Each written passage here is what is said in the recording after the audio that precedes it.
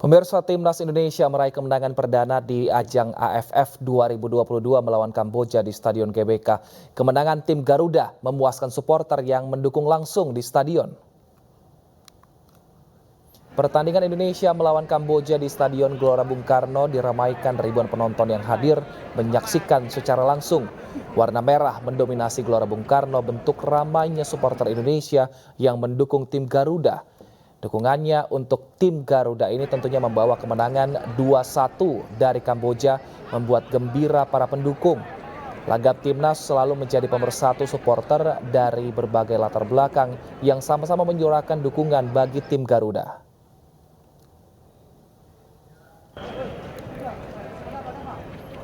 Keren banget sih pemain Timnas Indonesia, sumpah keren banget. Pertama kali nonton bola merasa aman nggak nonton bola Indonesia? Aman sih, aman. Pas saya nonton kali ini supporter pun iya bersatu. Terus mereka Ya, saking antusiasnya penonton, sebelumnya sempat terjadi antrian supporter di pintu masuk Stadion Gelora Bung Karno. Bahkan penonton masih mengantri meski laga sudah dimulai. Para penonton yang masih mengantri di pintu masuk Stadion Gelora Bung Karno Senayan ini ikut menyanyikan lagu Indonesia Raya. Mereka masih mengantri meski pertandingan antara Indonesia versus Kamboja sudah dimulai. Beberapa dari mereka pun emosi karena masih belum bisa masuk stadion. Para supporter mengaku hingga pukul 15.00 waktu Indonesia Barat, mereka belum bisa masuk ring 2 stadion. Ini tidak sesuai dengan jadwal yang ditetapkan PSSI, di mana pintu gerbang masuk ring 2 sudah harus dibuka pada pukul 2 siang. Presiden Joko Widodo menyaksikan secara langsung laga penyisihan Piala AFF 2022 Indonesia melawan Kamboja di Stadion Utama Gelora Bung Karno, Jakarta. Jokowi memuji penampilan timnas di laga tersebut. Presiden Jokowi menyaksikan secara langsung pertandingan laga penyisihan Piala AFF antara Indonesia versus Kamboja didampingi oleh Menteri Pemuda dan Olahraga Zainuddin Amali dan Ketua Umum PSSI Muhammad Iryawan. Presiden mengapresiasi penampilan timnas karena berhasil mengalahkan Kamboja 2-1 di fase grup. Namun demikian, menurut Jokowi, timnas harus tetap bisa berjuang agar bisa menjadi juara Piala AFF 2022. Timnas kita menang 2-1, atau kita syukuri, tapi besok sudah akan berangkat ke Kuala Lumpur, ke Malaysia untuk tanding dengan Brunei. Kita doakan menang lagi. Pak, ini memang Bapak konsen juga nonton bola, Pak. Kalau melihat tadi kayak permainan anak-anak. Bagus sekali, sebenarnya peluangnya lebih dari 10 kali tadi. Sudah sendiriannya 2, kemudian kena gawangnya berapa kali tadi. Udah. Tapi ya bola. Presiden Joko Widodo memberi sinyal untuk kembali merombak jajaran menterinya. Namun Presiden belum sebutkan kapan waktu reshuffle kabinet.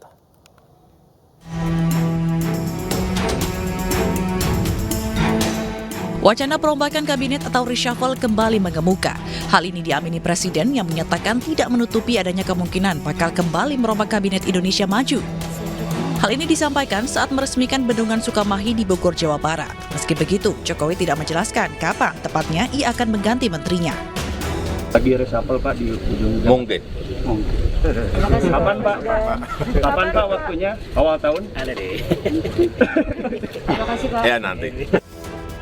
Dari hasil rilis lembaga survei Carta Politika Indonesia, 61,8% responden menyatakan setuju jika Presiden Jokowi merombak kembali menteri-menterinya.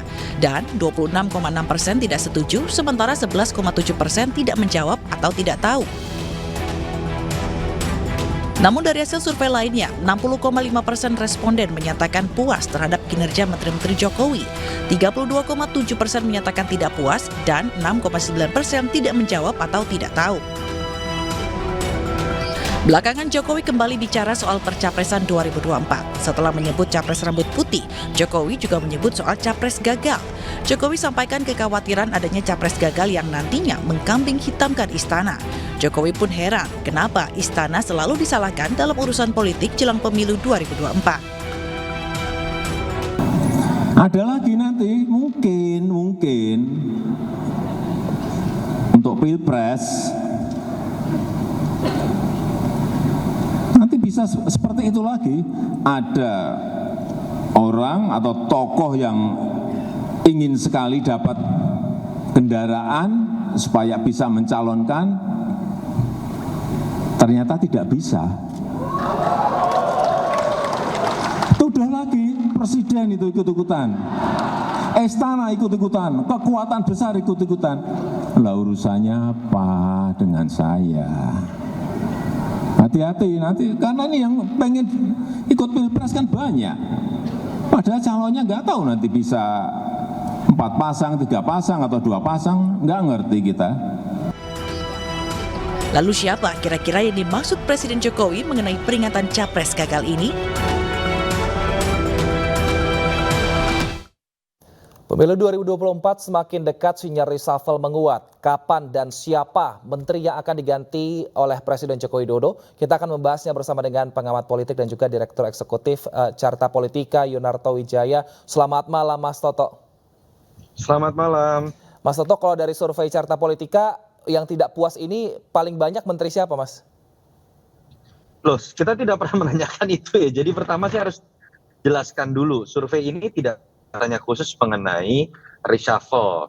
Survei ini adalah catatan akhir tahun yang bertanya tentang evaluasi kebijakan pemerintah. Kita tanyakan approval rating, lalu secara sektoral. Lalu kita tanyakan juga turunannya adalah kepuasan terhadap menteri. Kita ingin lihat seberapa linear kepuasan terhadap presiden, apakah berbanding linear dengan kepuasan terhadap kinerja kabinet. 72,9% responden menyatakan puas dengan kinerja pemerintahan Jokowi Ma'ruf. Tapi memang hanya 60,5% yang menyatakan puas dengan kinerja kabinet. Yang menarik kan pertama di situ ada gap antara kepuasan kerja terhadap presiden dan wakil presiden dengan terhadap menteri. Jadi ada gap sekitar 12%.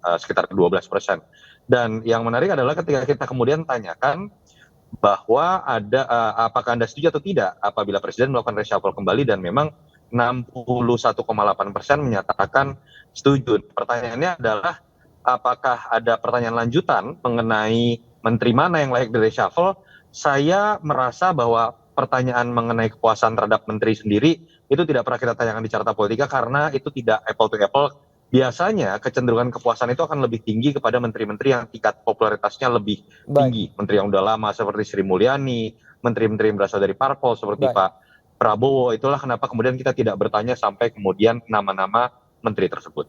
Baik, tapi kalau dari Mas Toto sebagai pengamat politik, siapa menteri yang akan di-reshuffle kira-kira? Nggak bisa, Mas. Ketika berbicara mengenai reshuffle pun, saya agak berbeda pandangan dengan sebagian media yang mengatakan ada sinyalemen reshuffle. Kalau kita lihat, saya sudah lihat video utuhnya. Kenapa saya perlu melihat? Karena wartawan pada saat doorstop yang bertanya mengenai isu reshuffle ini menggunakan basis argumentasi, ada data dari survei Carta Politika lembaga saya. Dan dalam doorstop itu kemudian Pak Jokowi ditanyakan, ada hasil survei dari Carta Politika yang menyatakan mayoritas responden kemudian menginginkan adanya reshuffle. Apakah ada kemungkinan reshuffle? Pak Jokowi hanya menjawab satu kata, mungkin. Jadi artinya menurut saya ini sih pertanyaan yang sifatnya spontan dalam doorstop. Beda cerita kalau kemudian Pak Jokowi dalam pidato politiknya sengaja menyelipkan isu mengenai reshuffle. Sama seperti tadi apa yang terjadi pada pidato di HUT Hanura. Pak Jokowi sengaja menyelipkan kalimat terkait politik, ada upaya penggagalan yang dituduhkan kepadanya. Nah, menurut saya itu sebuah sesuatu yang ingin memang diberikan sinyalemen oleh Jokowi. Tapi tentang reshuffle sudah beberapa kali sebetulnya situasi seperti ini terjadi.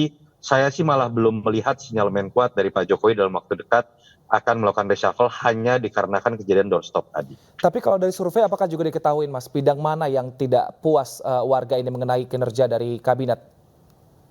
Kalau terkait dengan kabinet kita tidak tanyakan secara khusus. Kita bertanya lebih kepada analisis sosiotropik terhadap kinerja pemerintahan, lalu kemudian kita bedah secara sektoral. Memang kalau dilihat sebetulnya ada kenaikan secara merata di semua sektor ya. Pertama, kepuasan publik secara menyeluruh dari angka 3% di bulan September pasca kenaikan BBM naik ke bulan November menjadi 69% dan kemudian naik kembali di angka 72,9%. Dan saya pikir ada beberapa lembaga survei lain yang melakukan survei di bulan Desember, angkanya ada rentang yang bisa dikatakan sama. Dan penjelasannya menurut saya simpel. Salah satu hipotesanya adalah keberhasilan pemerintah untuk menekan efek multiplier dari kenaikan BBM yang biasanya berimplikasi pada daya beli atau angka inflasi. Kita tahu misalnya angka inflasi memang naik di bulan September dalam data month to month di angka 1,17%, tapi kemudian di bulan Oktober langsung menjadi deflasi di angka 0,11%. Padahal kalau kita mau bandingkan misalnya dengan masa pemerintahan SBY tahun 2005 ketika kenaikan BBM juga terjadi, inflasi tahunan itu bahkan mencapai angka 17%, sementara saat ini kita masih di angka sekitar 5%. Mungkin itu yang bisa dijadikan sebuah hipotesa ya, kenapa kepuasan publik ini bisa naik. Baik, tapi jika kita melihat sekarang saat ini pemerintahan Jokowi tidak sampai 2 tahun lagi, meskipun masih kata-kata mungkin, jika seandainya di reshuffle, ini tepatkah untuk di kala sebentar lagi kita menghadapi pesta politik, Mas Toto? Iya, ketika berbicara reshuffle ini kan sebenarnya hak prerogatif yang kalau kita mau analogikan dengan sederhana, sama seperti hak yang diberikan secara absolut kepada seorang CEO dalam perusahaan untuk bisa mengganti karyawannya kapanpun. Dan itu kan biasanya berbasiskan kinerja. Itu yang menurut saya tiap hari pun katakanlah presiden mengganti menterinya, itu diperbolehkan sebagai hak absolut yang diberikan oleh sistem ketatanegaraan kita dengan sistem presidensial.